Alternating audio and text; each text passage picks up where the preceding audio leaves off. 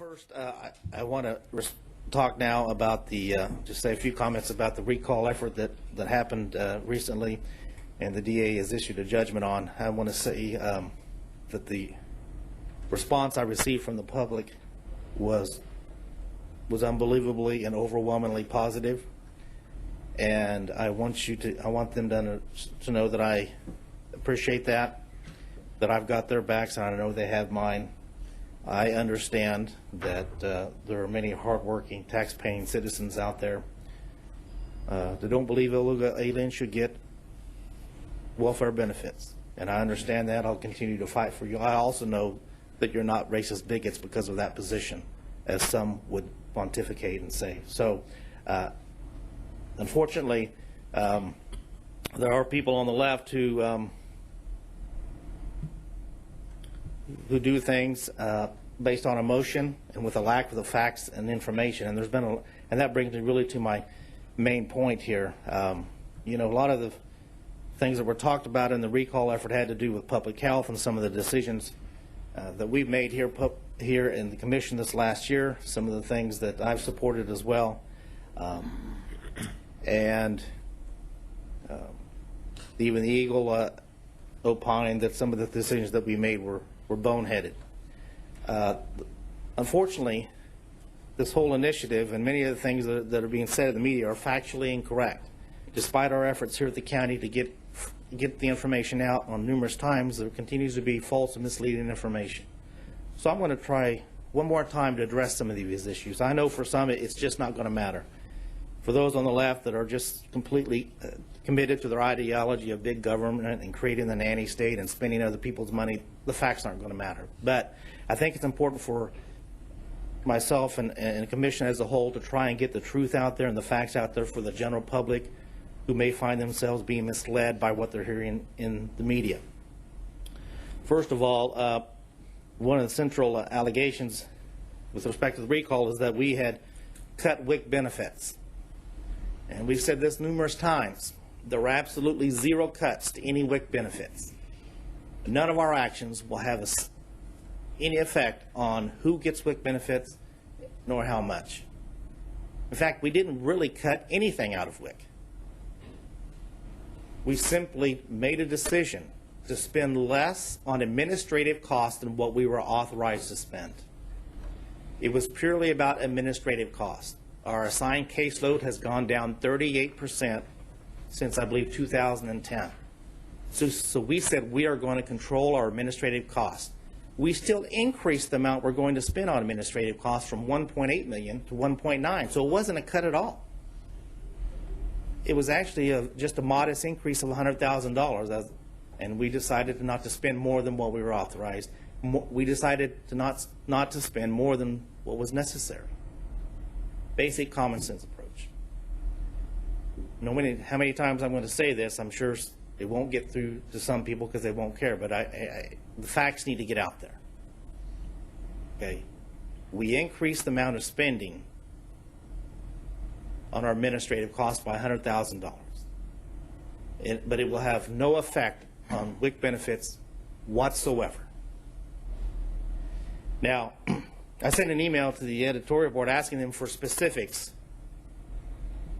things and reasons why they thought specific actions that we took were so-called boneheaded or things they didn't like. And they just sent me back links to their opinion page. And I have continued to ask them, give me specific actions and reasons why they think they were bad decisions. They've yet to provide those specifics because I think the facts would reveal that their opinions aren't based on facts. I mean, everyone's entitled to opinion, but I think at some point we need to grow up and move from opinion to knowledge and from knowledge to truth. Okay? But you've got to make an effort to find out what the facts are and be honest about it. Some people don't want to do that. And so along that same line, I'm going to talk about a couple things that have come up here recently. There's been a recent article about STD rates climbing in Kansas. There was an article about this, and then there was an editorial about local rise in STD rates here locally. This goes along the same line as false, misleading, and deceptive information that's being put out by various members of the media, particularly in opinion pages, and everyone's entitled to their opinion. But I think there's a clear attempt here to create a narrative that is false and intentionally deceive the public. So let's talk about this. First of all, the original article was talked about the sexually transmitted disease rates have been climbing in Kansas, in the nation, for the last 4 years. All right, fair enough. Came out a report from the CDC. Okay, so write an article about that. That's good. But it's important to remember this has been going on for 4 years. I think the data was up to 2014, but it's nationwide trend. So the article talked about that at the beginning, and at the end it talked about some of the things that some of our people here at Sedgwick County Health Department do. It also actually talked about symptoms and treatment. For example, it said that in the causes, it says nationally gay and bisexual men are more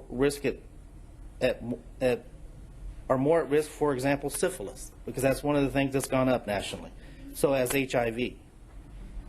And it says that disease investigators have seen an uptick in people who have anonymous sex, which complicates investigators' ability to track the disease. He said that people have been finding sex partners online through applications, and they meet a person and have sex without even knowing each other's name, and obviously having unprotected sex. And so now they think that may be causing an uptick in some of these diseases. That's fine. That makes sense. All right, very good. But in the middle of this, then, it goes off on this tangent about public health funding. And supposedly some, quote, health experts think that it could be from eroded public health funding. And then it goes on to talk about how the Kansas Health Institute, which we know is not a credible organization, but nevertheless, they give the example of the Community Health Improvement Plan, which was cut out of Sedgwick County for next year. And it's a compilation of data and how bad, this is bad. And even though the expert said he hasn't studied specific effects of public funding cuts on STD rates, it could still be a problem. So we went off on this tangent, but the Eagle didn't fail to include that none of the cuts that we made next year had anything to do with communicable diseases. We have some people who do that. We didn't make any cuts in that area, and that was intentional. But they want to say, think about this. They're trying to give the impression, and I'll get to the editorial as well. Well, actually, let me just go on to this, because the editorial talks about this article, and they did include in it the health officials appoint to anonymous sexual encounters as a trend that makes it difficult and leads an increase of syphilis and HIV, which is happening here locally. But then it goes on that according to some health experts, at least part of the blame goes to the erosion of investment in public health, which is an issue here at Sedgwick County. For example, the $540,000 of cuts that we made in next year's budget. And it talks about the community health assessment, immunizations, cancer screenings, and infant mortality programs. None of which, first of all, have anything to do with sexually transmitted diseases. But second of all, think about this. We're talking about national trends over the last 4 years up to 2014. And you're trying to connect it to reductions in spending that haven't even occurred yet. They don't go into effect until January. So you're trying to give the impression that somehow that's connected. That is absolutely absurd. But I can already see the narrative that's going to be happening over this next year. That's going to be, it's easy for the editorial board to sit up in their ivory tower and pontificate about all these decisions that they made. But if you don't make an effort to get facts and information, you're going to write silly things like this that makes you look completely incompetent. This is not good for our community at all. It's absurd. Now, if all you're interested is your leftist ideology, then I guess it serves its purpose. But think about it. You're trying to give the impression that spending cuts that haven't gone into effect could be linked to STD increases that's happened in the past.